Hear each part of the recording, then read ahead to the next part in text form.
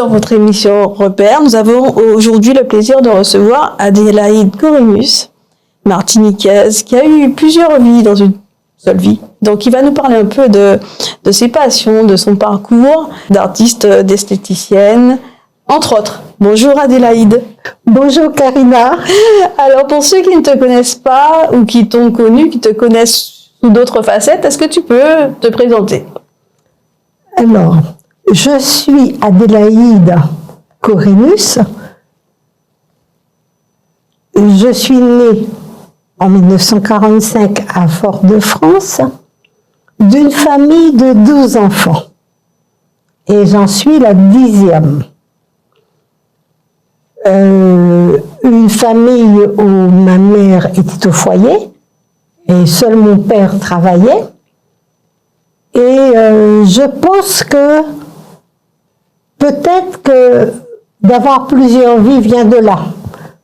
Parce qu'à 53 ans, mon père meurt, je n'avais que 16 ans.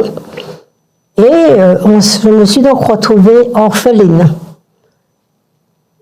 Je crois que devoir se prendre en charge, devoir trouver sa voie et devoir apprendre à se confronter aux choses de la vie, ça vient donc de ce départ.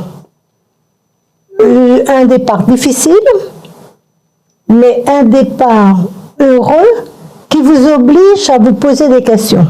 Je veux quoi, faire quoi, aller avec quoi, et je crois que tout est parti de là. À 16 ans. Oui. Quand mon père est mort, j'ai dit à ma mère que je ne voulais pas rester en Martinique, je ne voyais pas quoi faire, sauf rentrer dans l'enseignement. C'était pas mon choix de venir, parce qu'à cette époque-là, avec un brevet élémentaire, on pouvait commencer et devenir institutrice. Je crois que tout en étant passionnée par l'enseignement, être institutrice, c'était pas vraiment mon choix. Et à ce moment-là, j'ai proposé à ma mère de partir en France, mais je ne savais pas ce que c'était la France. Je ne savais pas. Je ne savais pas où je mettais les pieds. Par contre, j'avais déjà une sœur aînée, 3 autres frères qui étaient partis, pour la plupart des militaires, et me voilà débarquant en 1963, donc une année plus tard à Pâques. Je pense que quand on sait ce qu'on ne veut pas, parce qu'ils ont voulu que je retourne en école professionnelle, c'était pas mon choix. J'ai donc cherché une école d'esthétique. Je suis donc allée à la mairie du 11e, qui m'ont donné les adresses. Et à partir de là, j'ai fait le périple de savoir qu'est-ce qui était possible, comment. Toutes les écoles étaient payantes. J'ai donc décidé de travailler de jour et de faire des études de 18h à 22h tous les jours et de passer un diplôme d'esthétique, de le payer moi-même. Mes frères ne pouvaient pas m'aider. Et à partir de là, je crois qu'on se sent à la fois responsable, mais on se sent aussi combative. Donc à 17 ans, effectivement, tu arrives dans un pays que tu ne connais pas, avec un environnement que tu ne connais pas, mais tu sais qu'il faut que tu trouves une solution et pour que tu aies un travail. Mais est-ce que, en fait, l'esthétique, c'était quelque chose qui déjà t'appelait? C'est quelque chose que tu connaissais? C'est quelque chose qui m'appelait parce qu'à l'époque, à la rue Gallieni, il y avait une esthéticienne et j'avais des amis qui habitaient en face, dont je voyais les allées et venues de sa clientèle. Et puis, j'avais quand même déjà fait de la recherche, j'avais lu, j'avais essayé de savoir exactement ce que c'était ce métier. Et donc j'avais quand même, parce que je suis toujours très curieuse, je suis quelqu'un, quand j'ai besoin de renseignements, je vais chercher, je vais me documenter, et je crois que dans notre famille, on nous a élevés à nous poser des questions et à chercher. D'accord. Il n'y avait pas encore Internet, il n'y avait pas Google, mais en tous les cas, on pouvait trouver des renseignements à la bibliothèque Schellcher, qui était ouvert à tout le monde, puisque pour préparer des fois les examens, il y avait la JEC où on pouvait demander et se renseigner. Il y avait quand même des pistes de renseignement et j'avais donc inventorié et cherché à savoir vraiment, par contre professionnellement, ce que c'était, où je mettrais les pieds. Donc, alors, tu suis tes cours, et puis, une fois l'obtention de ton diplôme, tu es embauchée, la petite Antillaise embauchée sur les Champs-Élysées. Oui, j'ai travaillé sur les Champs-Élysées. Je suis revenue à la Martinique où, à cette époque-là, il y a une esthéticienne qui cherchait une collaboratrice. Le hasard fait les choses. Et je l'ai donc rencontrée et j'ai travaillé avec elle. Je suis revenue, je n'étais pas encore mariée, j'étais célibataire. Et je suis restée avec elle un temps. Après, je me suis mariée. J'ai travaillé aussi avec les instituts importants qui existaient aussi à cette époque, comme le Printemps, il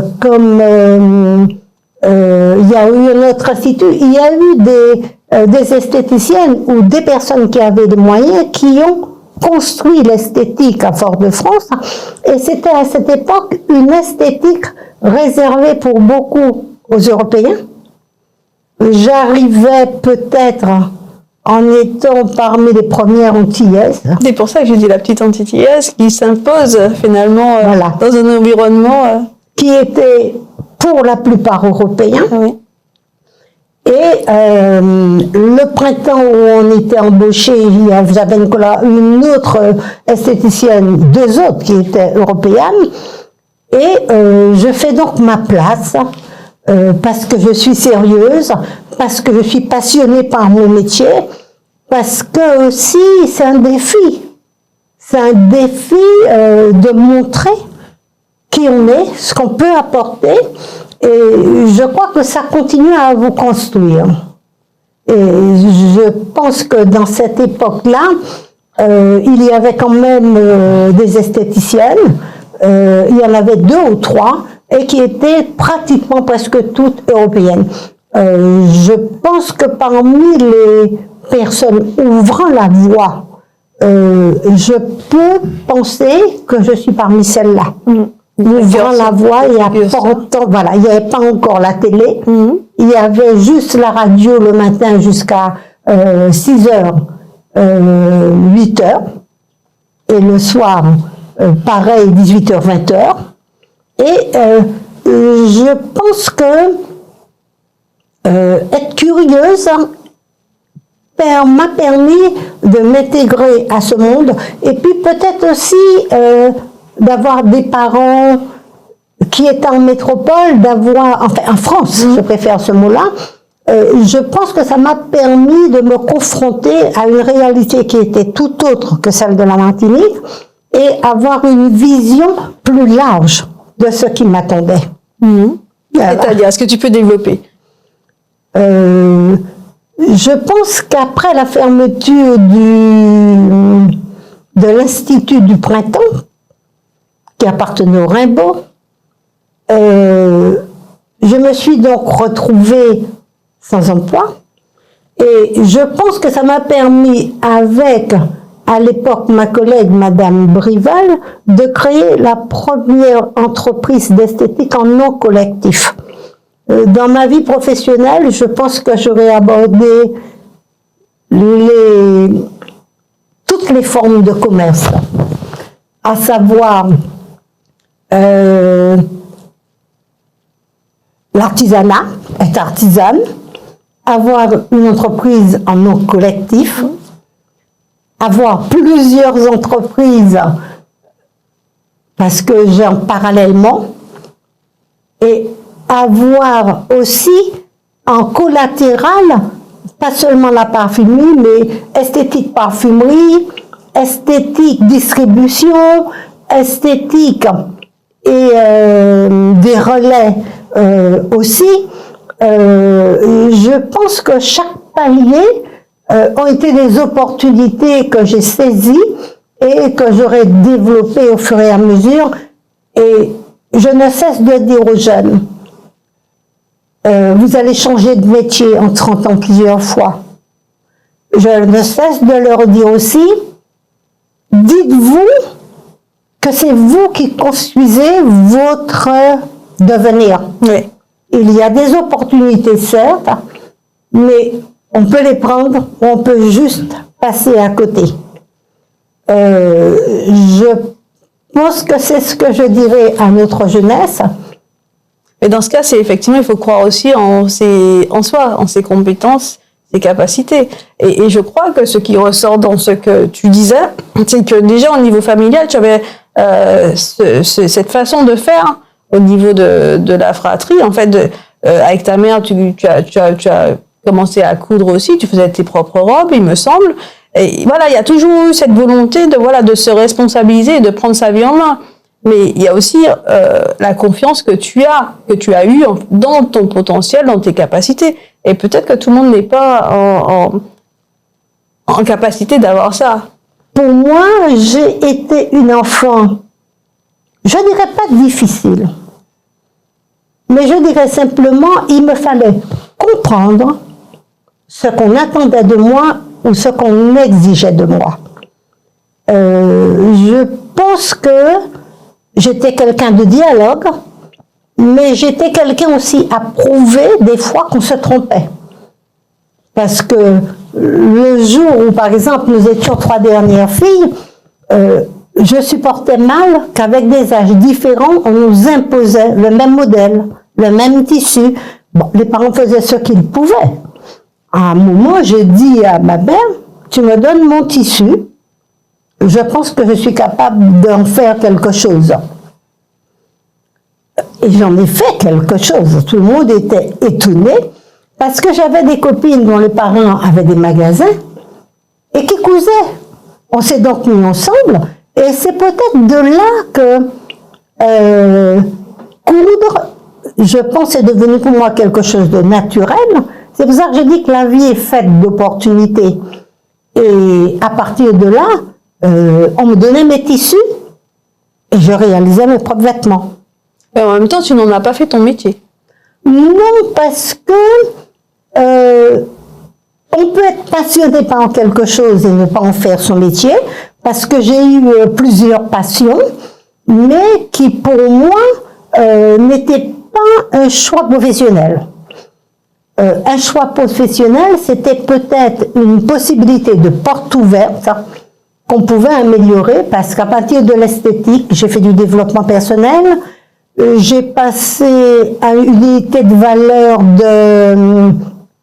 pour être maître artisan, pour accompagner des jeunes, pour avoir la capacité d'accompagner les jeunes. Chaque fois où j'ai franchi un palier, je suis allée chercher le diplôme, où je suis allée chercher la connaissance qui me permettait de mieux appréhender ce choix-là. Oui. Je pense que ça a été de même quand j'ai préparé ma retraite. Je me suis dit, qu'est-ce que tu feras de tout ce temps-là? Être commerçant, c'est passionnant. J'y ai passé plus de 40 ans. Mais me dire à un moment que je ferais autre chose, 10 ans avant, j'ai commencé à préparer des diplômes, des stages, des voyages, des rencontres, pour voir déjà ce que c'était, comment on pouvait faire, quelles étaient les obligations, quelles étaient les exigences. Donc, mais je pense qu'au fond de moi, j'ai toujours été une artiste. Puisque l'art, effectivement, en regardant un peu ton trajet, ton parcours, l'art a vraiment sa place. Et tu vas nous parler un peu de tes réalisations en tant qu'artiste. Il y a aussi, en fait, ce que tu n'as pas évoqué, il y a eu un exil un peu au Japon. Il n'y a pas eu un... Non, je suis partie au Japon parce que j'étais ikebaniste. Oui. Et pendant une période de ma vie, j'ai appartenu à AMI en tant que membre. Ils ont eu un voyage au Japon. Oui. Je crois que c'était la première fois que je me suis dit, il faut que tu fasses quelque chose pour toi. Parce que j'avais 3 enfants que j'ai élevés seuls, puisque j'ai été mariée et divorcée. Et à ce moment-là, c'était un défi pour moi d'y aller à ce voyage-là. Et je crois que ce voyage aura changé ma perception du monde, changé ma perception du partage et des rencontres, avec un support d'amis qui était l'Ikebana, c'est-à-dire c'est la voie des fleurs, c'est la méditation par la voie des fleurs. Et ce voyage au Japon m'aura marqué de voir comment on pouvait réaliser des choses avec l'infiniment petit, où les fleurs, la nature, l'eau, c'est très codifié. Et cette codification m'a beaucoup interpellée. Et à un moment, je n'ai plus continué cette voie-là, mais c'est comme certaines voies qu'on prend à un moment qui va vous former, qui laissera des marques toute une vie. Et il y a eu des rencontres comme ça chez moi, comme à la généalogie, comme l'Ikebana, comme les voyages et les rencontres extérieures, qui pour moi ont été des maîtres, comme le Trigger, qui ont été à la fois des maîtres. Quand je dis des maîtres, ce sont des gens qui vous obligent à regarder à l'intérieur de vous-même et à faire des inventaires de ce que vous êtes. Et je crois que l'Ikebana aura été pour moi aussi ce tremplin-là. Et jusqu'à maintenant, d'ailleurs, je suis revenue avec des livres, je suis revenue avec énormément de photos, et je suis revenue avec, je dirais, être apaisée sur un certain nombre de choses où j'avais trouvé des réponses. C'est-à-dire, est-ce que tu peux nous en dire plus? Je pense que quand vous entrez dans un temple japonais, vous avez le silence. Et vous avez, par exemple, j'ai découvert le bonsaï. C'est une île, le Japon, qui ressemble à la Martinique. Mais vous avez au Japon, ils n'ont pas de terre, mais ils ont des jardins.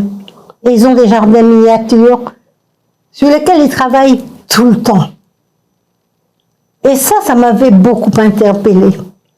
L'autre chose qui m'a interpellée, c'était les jardins zen, qui étaient faits sur des cailloux et des gravillons, et qui arrivaient aussi à vous permettre de vous poser des questions sur le silence, sur la méditation, sur le regard sur le monde, sur la construction. Ça m'avait aussi interpellée. Ce qui m'a beaucoup interpellée au Japon, parce que nous avions visité certaines usines, dont l'usine Toyota, c'était de voir la rigueur. Il y avait dans l'usine une citation qui était affichée, le nombre de voitures, le nombre d'actes qui étaient réalisés et à quel point était la fabrication. Et tous ceux qui voulaient à un moment sortir les toilettes ou prendre un break, ils n'arrêtaient pas l'usine, mais ils tiraient, ils avaient un remplaçant et tout continuait. Vous savez, et puis au Japon, on n'avait qu'une semaine de congé par an. Mais vous aviez l'hôtel Toyota, vous aviez tout était dans un enfermement, mais tout était aussi dans une rigueur et dans un alignement où vous vous dites, ouais, je sais que ça m'a beaucoup interpellé, en sachant que ce ne serait pas un choix de vie, mais qu'on pouvait structurer la vie. D'accord. Voilà. Et ça, c'est ce que le Japon m'aura laissé. C'est la perception aussi de l'art, de la minutie. Par exemple, dans certaines villes, là, on n'avait pas le droit, les transports en commun en particulier, n'avaient pas le droit de rentrer en ville. Donc, tous nos bagages étaient déposés dans le hall de l'hôtel. sécurisé avec un filet, puisque nous n'étions pas arrivés, et avant les heures qui étaient autorisées, il y avait juste un délai autorisé. Donc, je crois que ça questionne sur qu'est-ce qu'on peut faire. Comment une organisation peut changer la vie. Et puis, ce qui m'avait profondément interpellé, c'est le tremblement de terre. Il y en a en permanence au Japon. Cette rigueur où les gens, quand il y a un tremblement de terre, vont sortir, vont se mettre à l'abri, laisser la secousse passer, et puis revenir comme si ne s'était rien passé. Et oui, le Japon m'a interpellée. Et les infrastructures sont adaptées justement à ce type de risque. Oui, aussi. Et le risque était permanent, il était géré, il était contrôlé, et le Japonais en avait une conscience parfaite. Et il vivait avec. Donc c'était une expérience inspirante pour toi. Oui, ça je pense.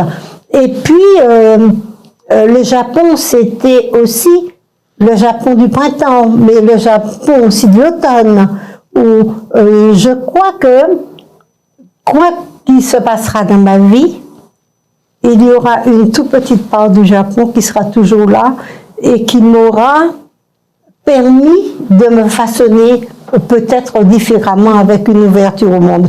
Qu'est-ce que je peux faire? Avec quels moyens? Et surtout, qui je suis. Et pour revenir justement à toutes tes expériences, pourquoi la généalogie? Pourquoi la généalogie?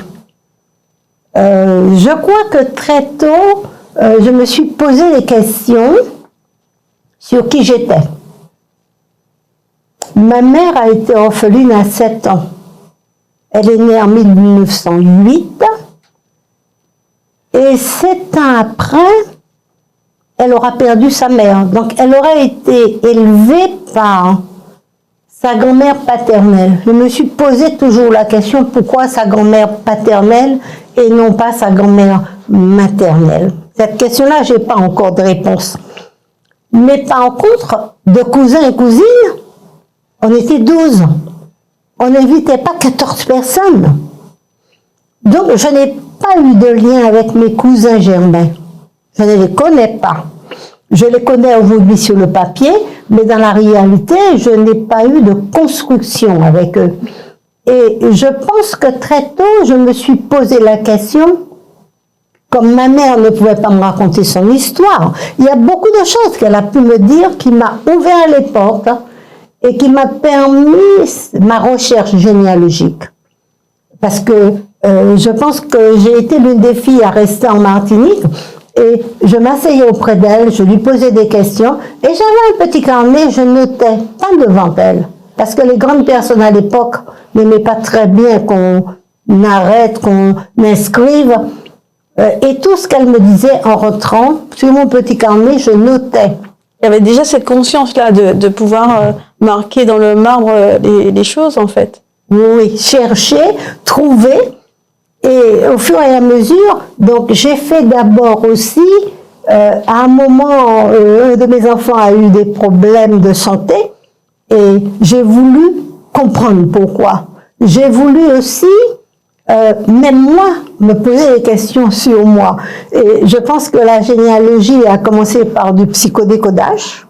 De psychodécodage, je suis entrée dans la généalogie parce qu'il fallait comprendre qui était qui avait joué un rôle dans ma famille, quels avaient été les métiers. Et après, j'ai eu la passion de recherche.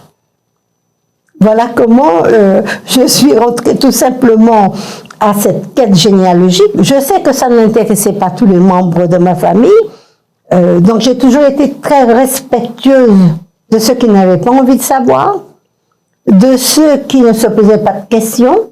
Donc, quelque part, j'ai fait cavalier seul à ce niveau-là et je continue encore des recherches où j'ai retrouvé des choses absolument extraordinaires. J'ai retrouvé aussi les branches paternelles parce que mon père n'avait pas été reconnu par son père, mais était intégré dans sa famille paternelle. Là aussi, j'ai retrouvé toute une lignée à partir d'un test d'ADN. Oui. Et je crois que ça vous ouvre les champs du monde en vous disant que vous appartenez au monde et que vous n'appartenez pas qu'à la Martinique et que vous appartenez à plein de civilisations. Et ça aussi, ça a peut-être permis de me comprendre, de comprendre aussi le parcours que j'avais fait et qui j'étais réellement, et peut-être aussi de le partager avec mes enfants. Donc, je crois qu'il y a eu cette quête personnelle, cette quête de partage et cette quête de construction. Et je pense qu'on est un petit morceau de tout ça. Et peut-être aussi que l'art est un aboutissement de tout ça. Quand je travaille sur la calebasse, quand je grave des choses, je dis il n'y a pas de hasard. C'est peut-être une part de mon invisible qui me guide et qui me permet de faire, de dire, parce que tout à l'heure j'étais en train un petit peu de lire mes introductions, j'étais surprise des mots que j'avais écrits au moment où j'appréhendais une nouvelle expo. Justement, alors depuis 2016, c'est ça, tu t'es lancé en fait tu vis de ton art, il me semble. Depuis 2006. 2006. Depuis 2006, j'ai commencé par faire de la formation avec donc, en faisant de la formation, je produisais. Les premières expos a été un appel à la CTM pour les femmes. Et on mettait en l'honneur des femmes et l'art et les femmes. Donc c'est comme ça que je me suis inscrite et j'ai fait mes premières expos. Et à partir de là, j'ai eu envie d'aller plus loin. Je suis partie faire des stages en France, en Suisse. Tu as parlé effectivement d'énormément de choses, mais qu'est-ce que tu veux transmettre quand les gens voient tes créations? Qu'est-ce que tu veux qu'ils ressentent? Je pense que c'est vrai que dans ma construction tout au long de ma vie, j'ai toujours été en quête de transmettre, de partager, de donner, d'interpeller aussi quelquefois. Et je dirais simplement que ça soit jeune ou qu'on ait un certain âge, où voulons-nous aller? Quel est notre projet de vie? Et il n'y a pas d'âge pour se remettre en quête de son projet de vie. Aux jeunes, je dirais qu'ils vont changer de métier tout au long de leur vie au moins 2-3 fois. Donc, il faut dans leur tête qu'ils s'approprient cette notion. Ça, c'est une première chose, mais aussi qu'ils se construisent dans cette dynamique-là, à savoir qu'on est citoyen du monde, et à savoir, si on veut revenir dans la petite Martinique, elle n'a que 82 sur 40, et qu'il faut être dans la dynamique de choses dont elle a besoin. Donc il y a des fois où on est bardé de diplômes, et il faudra simplement revenir à des fondamentaux ou à des choses qui sont nécessaires au développement de la Martinique. Je crois que c'est cette force que nous, Martiniquais, devons avoir, de se dire, les diplômes, c'est une chose, nous sommes tous des meubles à tiroir. Et dans chaque tiroir, on y met des valeurs, on y met des diplômes, on y met une construction. Des compétences. Et des compétences. Ouais. Est-ce qu'on a besoin de toutes les compétences? Elles sont nécessaires à notre construction, pas forcément nécessaires à notre réalisation du moment. Et je crois que c'est ce que je dis souvent aux jeunes. Vous avez des champs beaucoup plus larges que nous. Utilisez-les. N'ayez pas peur de vous dire je ne sais pas et d'aller chercher je ne sais pas. Et aux personnes de mon âge, je leur dirais, vous avez certainement des rêves que vous avez caressés, mais que la vie ne vous a pas permis de réaliser. Et j'entends souvent dire, oui, si j'avais pu. Mais vous pouvez vous dire, là, je reprends des études, je retourne à l'université, je m'inscris à un cours de peinture ou autre chose, je refais du sport avec une équipe. Vous ne cherchez pas à être des sportifs de premier rang, vous cherchez à réaliser votre rêve. N'ayez pas peur, votre rêve, il est à votre portée. Votre rêve, c'est ce dont vous avez besoin pour votre réalisation. Et je pense que pour moi, la peinture a été qu'est-ce que je pouvais apporter dans ma construction dont j'avais toujours rêvé. Alors, tout à l'heure, j'ai entendu l'art de rendre belle. C'est aussi une autre manière de me rendre belle, mais c'est de montrer et de partager une beauté intérieure avec les autres, avec mes enfants, mes petits-enfants, mes amis, la population. De dire que quand j'entends, ce n'est que de la calebasse. Je réponds oui, ce n'est que de la calebasse. Et je dis, vous vous rendez compte que c'est un outil amérindien? Oui, c'est ça. Que c'est un fruit endémique de la Caraïbe? Que la gourde haïtienne, vous savez ce que c'est qu'une gourde? C'est une calebasse. Oui, c'est vrai. Ça a laissé des traces. Sainte-Lucie, c'est le fruit endémique de Sainte-Lucie. Mais rien que ça fait écho dans ma tête, dans mon partage, dans ce que je vais faire dessus. Voilà. Et la transformation qui est opérée sur ce fruit aussi. Oui, et c'est de l'art. Et je me dis, mais des fois, je me dis, mais est-ce que la personne réalise ce qu'elle me dit? La calebasse, c'est vraiment un fruit extraordinaire, endémique de la Caraïbe, qui est parti du Mexique et qui a migré dans le monde. Mais ce que tu es en train de dire, en fait, il y a plusieurs mots qui me viennent, en fait, Adélaïde, c'est tu parles d'ancrage, de connexion à l'environnement, à nos traditions, nos cultures, mais aussi de curiosité et de rêve, et d'ouverture aussi au champ des possibles. Et c'est ça, c'est en fait tout le questionnement que tu renvoies par tes créations, par aussi ta façon d'être, et de parler de valeurs, de thématiques qui pour toi sont importantes et qui transcendent l'humain finalement, l'humanité. Oui, et puis de transmission, dans le cas où je me dis, mais qu'est-ce que je vais transmettre?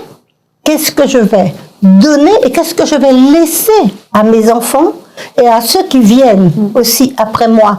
Je crois qu'on est responsable de ça. La terre n'est pas la nôtre, c'est la terre de nos enfants. Oui.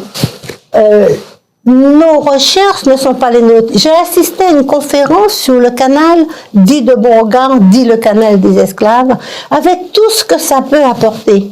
Mais j'ai été émerveillée par les liens sociaux, les liens géographiques, les liens ancrés dans l'époque.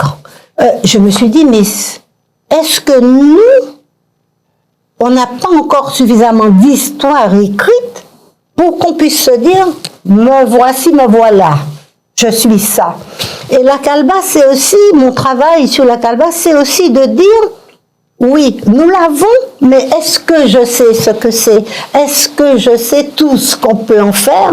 Et au niveau artistique, je lui donne cette partie de mon âme, de mon ressenti, de ma construction tout au. Peut-être qu'à 20 ans, je n'aurais pas eu le même ressenti, mais aujourd'hui, c'est aussi ce travail de transmission, de don, pas seulement aux jeunes, mais à la région. Et me dire, oui, on a chacun une responsabilité, comme disait Fanon, on a une responsabilité de partage, de construction, et je pense que pour moi, être entrée dans l'art à 60 ans, j'ai toujours été une artiste. Dans ma famille, il y a aussi des artistes. C'est la généalogie qui m'a permis de le découvrir. Mais je me dis, dans notre panier, on arrive avec des choses qu'on ne sait pas, qu'on ne connaît pas au niveau génétique, au niveau parental, et la génétique et la généalogie nous permettent de le découvrir. et on se dit, eh ben ouais, j'ai cette part-là, et j'ai cette part-là, je peux la partager. C'est vraiment ce que le travail artistique m'aura apporté, d'autant que, par exemple, Paris Agrotech m'a convoqué pour une expo, rencontrer des jeunes qui font des études de haut niveau au niveau de l'agriculture, c'était une rencontre absolument extraordinaire. Cette vieille bibliothèque retenait des documents de la Révolution française. Ce vieux bois, ça a été pour moi un choc émotionnel, une rencontre hors du commun, et qu'en plus on m'a dit, on a besoin de votre expertise et de ce que vous faites pour une rencontre avec des jeunes chercheurs. Et ça, il y a des cadeaux dans la vie. Je crois que mon expo à Paris Agrotech a été un cadeau et une interpellation à me poser des questions et à essayer de comprendre. Comme mon expo au congrès de généalogie au Havre, waouh, j'ai rencontré des généalogistes du monde entier, je fais moi-même de la généalogie, mais c'était aussi se dire, il n'y a rien d'extérieur, tout est lié, tout est un. Il faut juste avoir besoin et se poser les bonnes questions pour les rencontrer. C'est un peu ce que je dirais. C'est super, merci en tout cas pour ton témoignage. On arrive à la fin de l'entretien, malheureusement. Le mot de la fin, Adélaïde, ce serait quoi? Eh bien, ce serait que les artistes soient plus reconnus, qu'ils puissent vivre de leur travail d'artiste, parce que ce n'est pas... Moi, j'ai la chance d'être retraitée, c'est pour ça que j'ai attendu pour me lancer dans une voie qui est chronophage, qui ne paie pas toujours. Mais je dis, il faut que nous puissions... L'art, c'est quelque chose qui nous habite, c'est quelque chose qui nous dépasse, mais c'est quelque chose qui nous construit aussi. Donc, je crois que les jeunes l'ont bien compris et je souhaite qu'ils se posent les véritables questions. S'ils veulent revenir chez eux, ils ont leur place, mais non pas des places d'intellectuels, mais des places de construction, des places... Ça va se passer où ils auront à batailler, mais ça en vaut la peine. Je dirais simplement que ça en vaut la peine. Et oui. Oser rêver aussi. Oui, et rêver, construire, être soi-même, ça en vaut la peine. Merci Adélaïde.